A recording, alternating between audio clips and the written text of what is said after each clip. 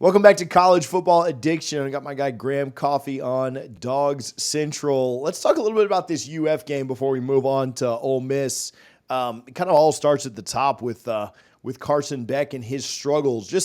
I want to ask you about that specifically, but not his best game. Certainly had better moments later in the game when it seems like they simplified some things for him. But just Carson maybe not playing up to the level these last few weeks. Kind of thought maybe he'd have a bounce back against Florida, and it just wasn't really what happened.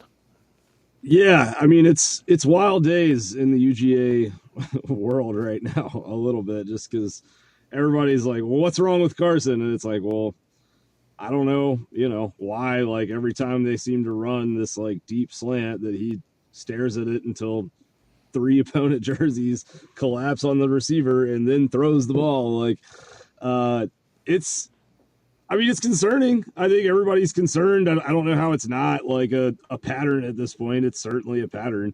I don't think you can just like explain away 11 interceptions in 4 games. I think it is something like that, 5 games. But at the same time, Kirby said it really well in his post game to us in Jacksonville.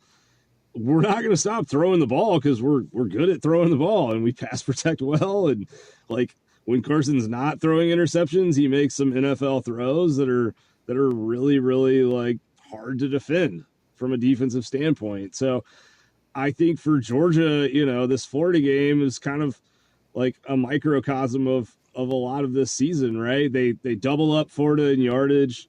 They're, I think, 49% on offense success rate. They hold Florida to a 29% success rate.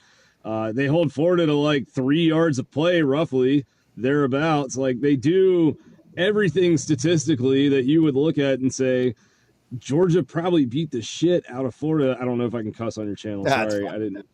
But then you look up and it's like it's tied at 20 with 5 minutes to go in the fourth quarter, and you're sitting there in the press box like, are they really gonna lose this game? And I think the answer was no. And like that would be the thing that I would credit Georgia for, and really above all maybe credit Carson Beck for, is like even after he has these plays that kind of put the win-loss result into danger, into like a spot where you don't know if they're gonna pull it out, he comes back out and makes these like hero throws almost every week. Like at Texas, it's a 3rd and 11 to Arian Smith. Not a hero throw, but a really good throw on a like timing route that was very similar to the one that he had picked off like 5 minutes earlier.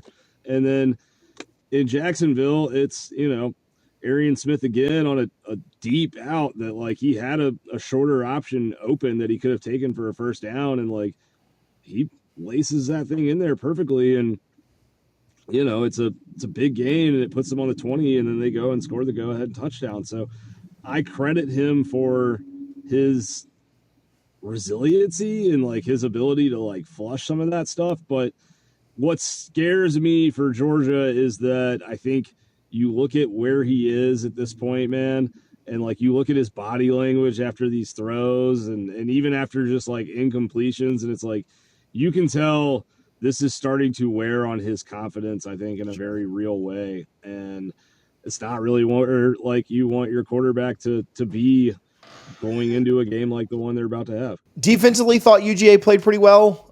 They were put in some tough spots, but did give up about 150 yards rushing if you adjust the sack stuff out and the field goal mishap. And then they really just had the one play, the deep ball to Mizell, that got behind them. Otherwise, a pretty clean game from the defense. Yeah, I thought it was clean. I mean, the busted coverage thing like was kind of a theme earlier in the year, and then they go to Texas and they're perfect basically on the back end in a lot of ways, and they busted one in this game. I think for Georgia, like, you're not going to go through a season in modern college football and not give up some big passing plays. I think what's concerning for them is they're really good at playing defense in the red zone, and they're really good at forcing teams to take 3 in a lot of instances. And, if you're busting coverages as badly as the one they busted on Saturday, you're not making tackles that put teams in a spot where they have to score and finish out the drive. And I think that's what the staff is going to, harp on them for, if I had to guess. Yeah. Overall, just we if you zoom out 30,000 feet just on the team before we kind of get into Ole Miss, on the team, really a lot of it does come down to Carson. But do you have a concern? Like, what is your concern level? When you look at what Georgia's expectations are for the year, like, do you feel like all that's still within reach, or your concern level high enough to where you're like, man, this team just needs to figure out a way to win the next two games, or just big picture thoughts?